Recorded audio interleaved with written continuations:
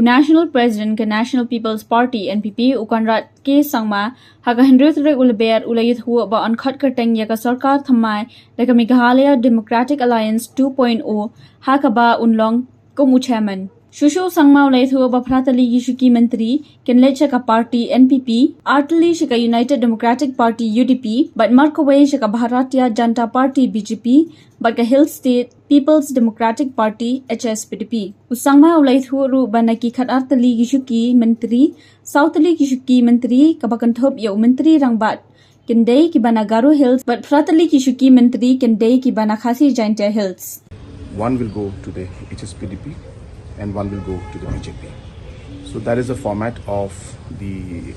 sharing of the portfolio, the berths, cabinet berths. And out of these 12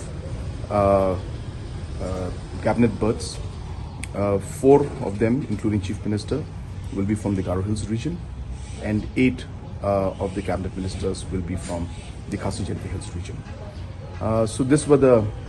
this decision, of course, was not taken in the MDA, but I'm just informing you about the breakup that has been worked out with all the respective partners.